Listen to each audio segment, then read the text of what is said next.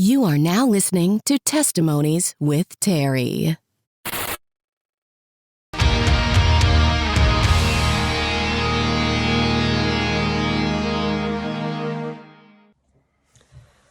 Hey guys, so we're Jacob and Rachel Chiado. We were asked a few questions that we have here, so we're going to read them out for you guys and do as best we can to answer. First question, which is for Jacob. How is your mom doing these days? Has she continued to recover as time passes? That's kind of been it's been about 14 years.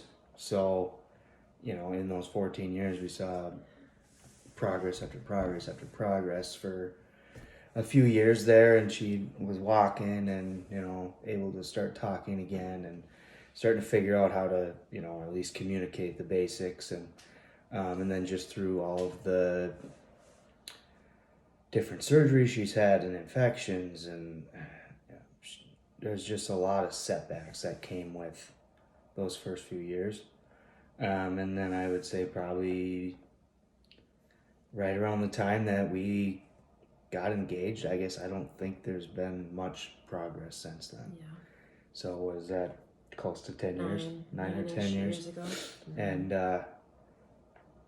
there's some things that she's doing way better on. That's like she's a little more independent with her eating and with, certain things, but a lot of the time she's kind of sitting in a chair, and, lately there's been some more setbacks than anything, but, progress is progress at this point, and she's 50 years old, so it's kind of a, give and take what we can get from her at the most opportune times, and enjoy the time that we do have, so.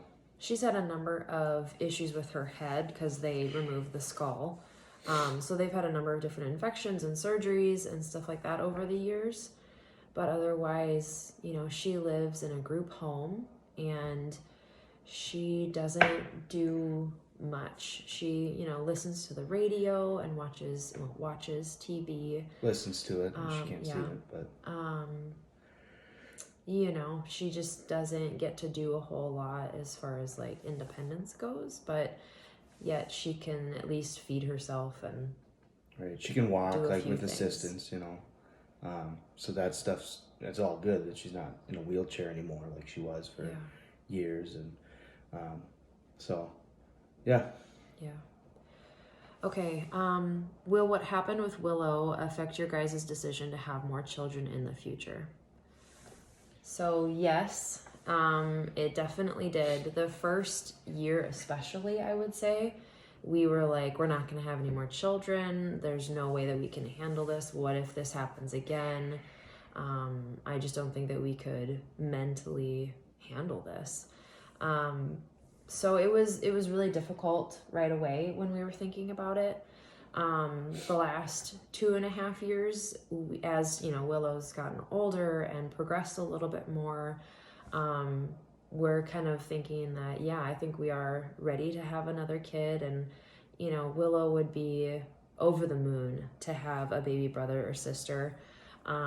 So we did, finally come to the spot that yes, we wanted to, but we were really questioning if we should because of all of the issues going on in our marriage. So we weren't preventing. We were just waiting to see, like, if the Lord wants us to get pregnant, we will, and we never did. And so I kind of took that as a sign of we have more work to do.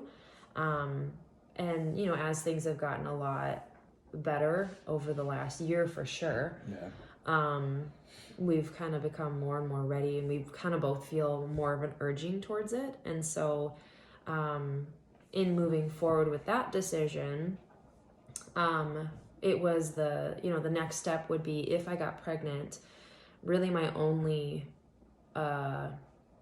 chance or option would be to do progesterone shots. And I personally know a few moms that have done it, and I've, seen a bunch of different NICU moms that have done it with multiple kids, multiple pregnancies. And I just haven't seen that there's a lot of success with it. Some people will have, more like earlier, more premature babies versus less. So in the last, 6 months, we were talking about like what we should do. And as a little plug, we've been following the Wellness Way, and we kind of decided to incorporate that into our lifestyle to make our bodies both as strong and as healthy as possible, so that when I do get pregnant, I'll be able to sustain a pregnancy. So that's what we're currently doing, and we are excited for whenever we do get pregnant. But yeah, it's taken a lot of time for us to get to this spot. The biggest thing for both of us, but I think for me too, is like there's so many parts of Willow that still kind of is a baby. So having another baby in the picture would be tough, and it took a long time to get over the hump of, you know, sometimes that's the way that things kind of get thrown at you, and, you know, don't let something hold you back. It kind of is what we were looking at. Like why would we limit, if God wants us to have more kids, why would we say, no, we don't want to, because we're, I guess, living selfishly at that point. Yeah. So, yes and no. Yeah. Okay, next question. What kind of therapy is Willow currently doing to reach her next milestones, and what are some of her current goals other than her biggest goal of walking? Eating on her own. Those are our two biggest ones: her eating and feeding herself, and walking. Willow, we've tried a lot of things with her. So there's the obvious ones, which is physical therapy, occupational therapy, speech therapy, which she's finally done with speech. But now she's on to feeding therapy. And then we take her to a chiropractor. I've been taking her to a functional neurologist. As of recently, we started using a hyperbaric chamber. So there's a lot of different things that we've been incorporating into her life. And it's a lot to handle. And so we typically, she gets at least 2.5 hours of therapy every day. And that includes like stretching and some of those things. So there's a lot of different things that we've done with her and that's for her. That's at-home therapy too. Yeah, so it's a mixture of at home and in clinic. So yeah, those are some of the biggest milestones that we have for her. I don't know if there's, obviously there's a lot, but those are the two that come to mind. Do you have anything? Yeah, that I would mean, obviously it'd be great if she could walk and stuff, but I think on top of that, we're starting to see some of our goals for her kind of coming to fruition at this point, with independence and imagination and pretend and all these things, like within for sure the past few months. And I guess I didn't think we'd be this far with her playtime. We just had no idea. Yeah, I didn't know when that would come. We knew it would, it's just when. And I think that was a big one for a long time, because it was like we have to be really intentional on placement between therapy and playtime and like spreading everything out. And I think now it's not a problem. We can just let her play, and she plays, and she'll bring you toys and let's do this like a normal kid would. And I think to me that was the biggest goal, and now she's finally there. So obviously feeding and walking. Other than that. Right. What does a typical day look like for Willow? Every day is different, so I can't really answer that question. Some days she goes to school at this point. Other days we go to the clinic for therapy. But at the end of the day, at some point, up until recently, but at some point in the day, she's getting her therapy, whether it be at school, at the clinic, or at home. And every meal takes us an hour or so. So, 3 hours of feeding time, 2.5 hours of therapy, all of the driving that we do. She still has follow-ups in the cities for different things.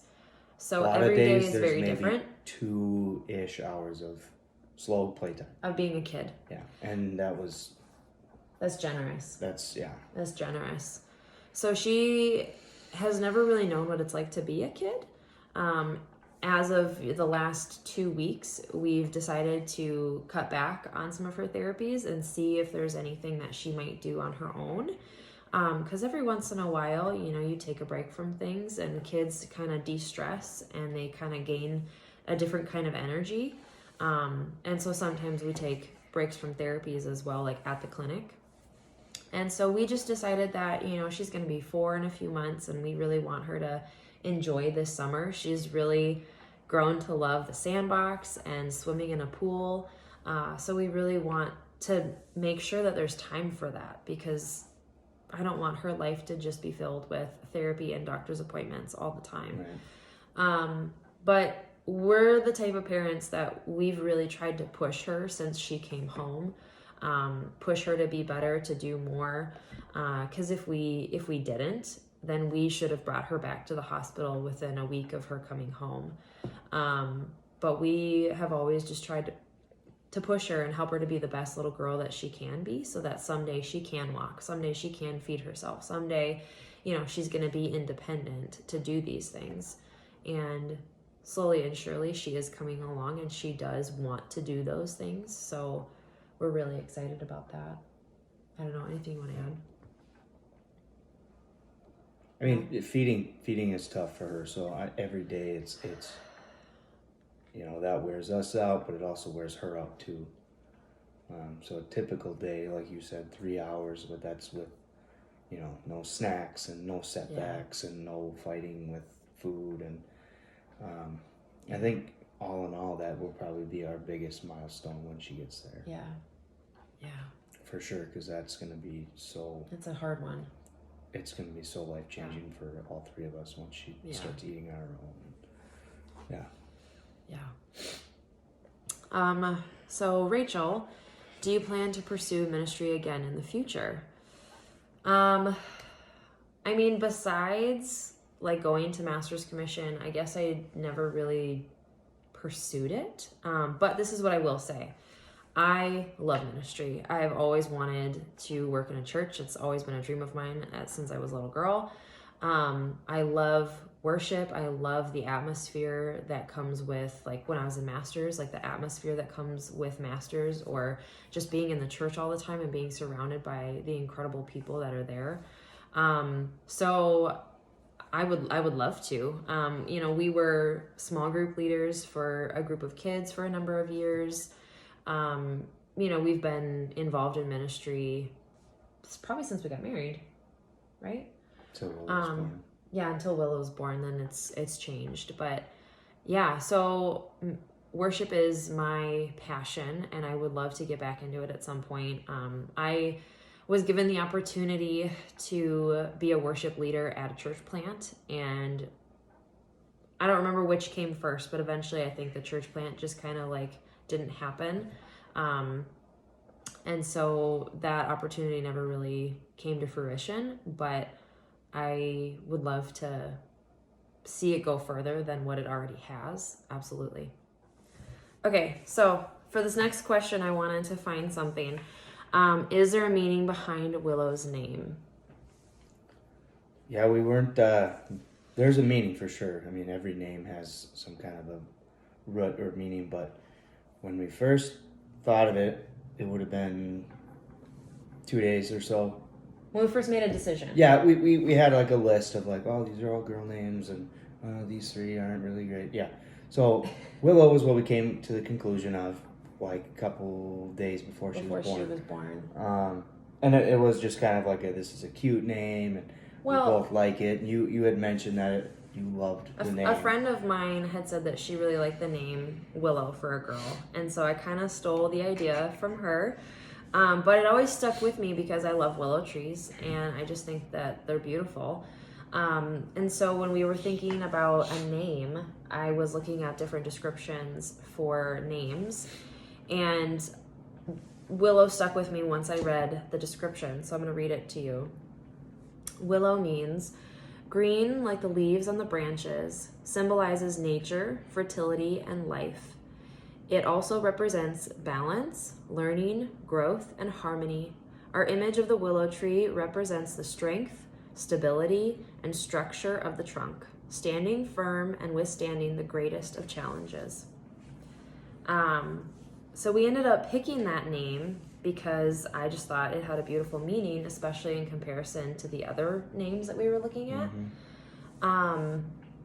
But we had no idea how that was going to play into Willow and her life. I mean, the strength and stability and the structure of the trunk, like everything in Willow's body is perfect, but it's her brain and her appendages that she has struggles with, right? And not to say that one thing is better than another, but it's amazing how the meaning of her name really did represent her. And it was even more true when we were in the NICU as we get to learn about some of the, things we're going to encounter along the way, and like, here's some things like a lot of preemies' lungs are really weak, and here's this and that, like, all the negativities that they kind of like, they're not trying to like scare you, I think, but they're letting you know this could be, something that happens.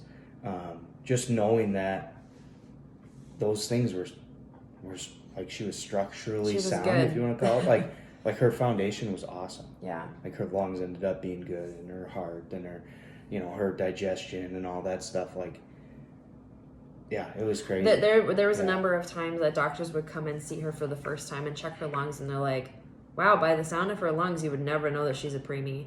And I'm like, really? They're like, yeah, she is good. And so stuff like that, where it's like, that's so cool. God is so cool. Like, how awesome, Right. Yeah. Okay, last question. What are some of your proudest moments as parents along Willow's journey? You want to start? There's so many of them, because everything is a win. Every day. Everything that she does, every new word that she says, or she picks up a toy, wants to stack it. Like, every milestone is so important to us, because we know how her brain's supposed to work and the things that she's missing. We see all of these pieces getting tied together. Like, it's so hard to pick a few that are standout. But I think one for sure is, she's crawling like a big girl. I think the day that Willow started crawling, I lost it. Yeah. Because we had no idea if her brain would be able to put that together or not. I mean, that's 4 different pieces of your body that you are trying to coordinate. And so the day that I finally caught her crawling was like the most beautiful thing in the world. Because they told me that, if she can roll over, she won't be in a wheelchair the rest of her life. If she can crawl, she will be able to use something else further on down in her life.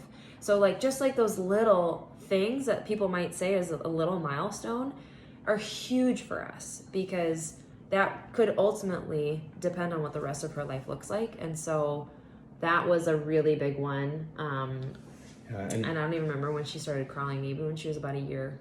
But for a long time, she was like, she would use her arms, but she would just kind of like let her legs hang behind her. Like, they really didn't they just like almost dangle there. But yeah, so and now she's up on all 4s. She has been for, I think, a year and a half. She's fast. Yeah, she can go pretty quick. Yep. Otherwise, I would say, like, when you see a baby that's, when did she get her first surgery? 32 weeks gestation, and they're getting brain surgery done. I mean, she's had 6 or 7 surgeries now altogether, and she's 3.5. And seeing how she comes out of that, how she can handle that, how she's bounced out of that, I mean, is amazing. So I think that's been a big one too, just being so proud of her that she goes into surgery and she handles it like a pro. I mean, she really does. As a little girl, she's amazing. Right, she's super strong. Yeah. I mean, strong, and like, she holds it together afterwards too. Yeah. Like, it's another day. You know? Yeah. That's crazy. Yeah, she's incredible. Otherwise, like, her talking has exploded in the last year. She kind of sort of started picking up talking in March of last year, and Just since a couple then, words here and there, yeah, like mom, and since dad. then it's exploded. And I want to say the end of March, she said mom for the first time, and that was a huge deal.